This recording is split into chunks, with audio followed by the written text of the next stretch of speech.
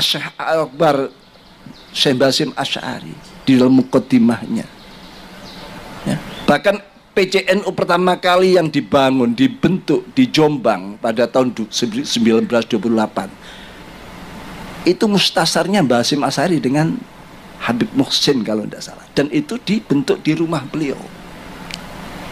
Surabaya, Gresik, tidak bisa lepas kan ini babakan ilmiahnya.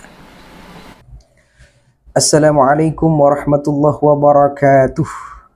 Hamdan wa syukran lillah, salatan wa salaman ala rasulillah Muhammad ibn Abdullah wa ala alihi wa sahbihi wa man tabi'a sunnatahu wa qa'tada bihuda ila yaumil liqa'il amma ba'duh.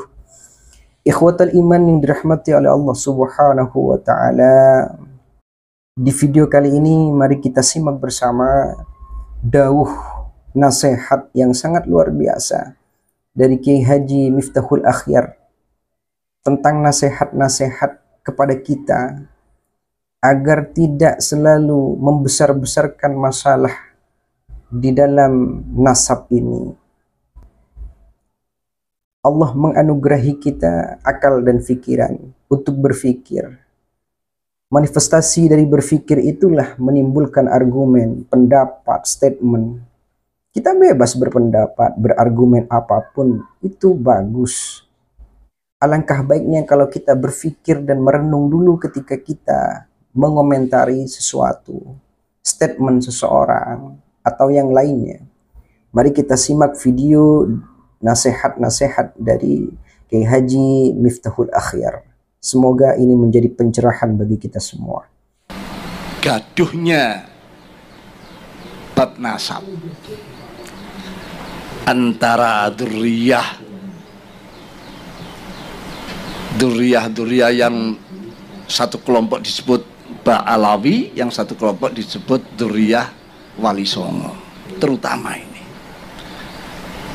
Kalau Gresik insya Allah aman-aman saja. Saya tidak melihat ini jadi sesuatu yang besar, ya, karena di sini juga para bagian muassis banyak, termasuk almarhum Kiai Burhan, ya.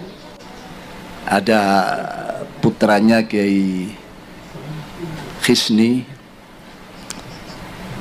tapi di tempat lain bahkan sudah masuk ke cabang-cabang, dipengaruhi cabang-cabang agar mereka menolak Ba'alawi, menolak. Ya memang ada perbuatan salah pemicunya, ya. Tapi sebagai umat Islam kan tidak sampai seperti, apalagi warga Nahdien kan tidak sampai membesar-besarkan masalah. Apalagi itu hanya kelakuan ya 1-2 orang, saksia, tapi yang dihantam adalah jamiyahnya atau babonannya. Dan ini akan terus kalau tidak segera ada. Ingat bagaimana mulai sejak Syekh Nawawi Al-Bantani yang memberikan semacam sinyal-sinyal akan perlunya lahirnya sebuah organisasi, lalu diperjelas oleh Syekhuna Khalil dengan mengirimkan surat Toha mulai ayat 17 sampai 23 disertai tongkat dan seutas tasbih. Ini isyarat kuat agar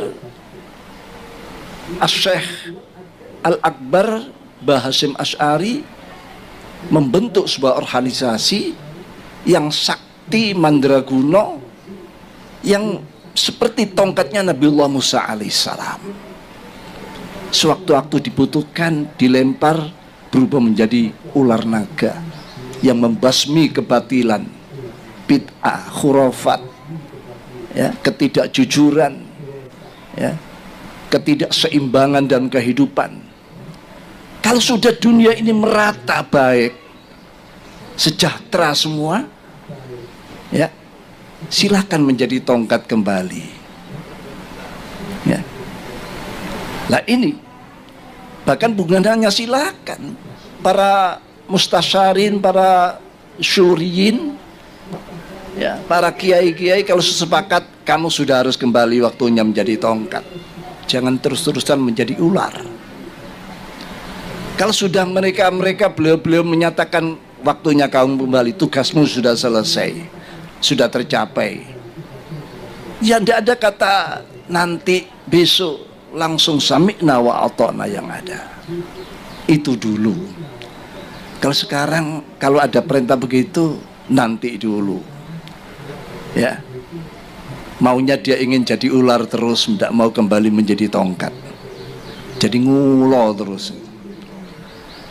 Nah, inilah sebuah suasana yang seperti itu. Bagaimana bisa kembali pada saat-saat ini? Para kiai, para hadirin hadirat punyai rahimakumullah jami'an. Saya sampaikan masalah kegaduhan ini berbahaya karena menyangkut ilmiahnya, mulai dari Syekh Nawawi katakan, Syekhana Khalil Mbah Hasyim, itu keterikatan dengan para dzurriyyat Mbah Alawi itu sangat ketat antar guru dan santri. Berapa gurunya Syekh Nawawi, santrinya, gurunya Syekhana Khalil dari Mbah Alawi. Bahkan di dalam ini buku yang nanti di launching itu disebutkan oleh Syekh Akbar Syekh Basim Asy'ari di dalam muqaddimahnya. Ya. Bahkan PCNU pertama kali yang dibentuk di Jombang pada tahun 1928 itu mustasarnya Basim Asy'ari dengan Habib Muhsin kalau tidak salah, dan itu dibentuk di rumah beliau. Surabaya, Gresik, tidak bisa lepas karena ini babakan ilmiahnya.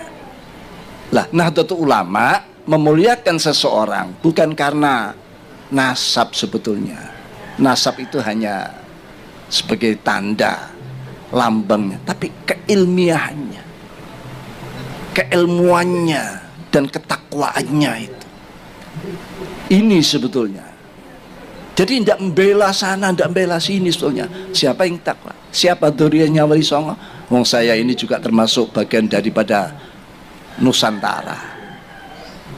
Kalau belum masuk pada tataran ulama Nusantara, saya ini bagian Nusantara juga. Cintanya pada Wali Songo ya tidak perlu diragukan. Tapi kalau ada orang baik punya jasa, ya itu. Jadi kalau ini terus-menerus dibiarkan, apalagi hal ini saya ingat sebetulnya timbulnya hal-hal semacam ini itu karena penyakit ujub. Saya pernah mendengar tokoh ulama antara lain Sayyid Muhammad Ali Al-Maliki pernah menyatakan sebuah riwayat hadis, idza ra'aitum syuhan muto'an, ya, wa hawan muttaba'an wa ijabal mar'i bi ra'yi fa'alika bi khasati nafsik. Kalau kamu sudah menemukan gejala-gejala, ya, gejala apa? Syuhan muto'an, kekikiran yang sudah selalu diikuti, kikir untuk kebaikan, perjuangan. Wahawan muttaba' dan hawa nafsu yang selalu diikuti, dibuat imam. Wa ijabal mar'i, dan seseorang yang sudah menganggap dia paling benar sendiri, yang lainnya salah. Orang kalau sudah menganggap dirinya paling benar, timbul sifat yang lain, kesombongan, tidak mau menerima kebenaran dari orang. Benar harus dari saya, yang lain tidak boleh. Itu ijabal mar'i. Ini lebih bahaya daripada dosa besar. Kalau dosa besar Allah masih kerso memaafkan, mengampuni, apalagi kalau kita taubat. Tapi kalau ijabul mar'i al-ujub, ini orang sudah menganggap dirinya lepas dengan Allah, dirinya sendiri, tidak ada campur tangan Allah. Ini berbahaya. Itulah tadi video nasihat dari Kiai Haji Miftahul Ahyar. Semoga menjadi pembuka cakrawala wawasan untuk kita semua. Sekian video ini, semoga bermanfaat dan membuka wawasan kita. Akhiran, assalamualaikum warahmatullahi wabarakatuh.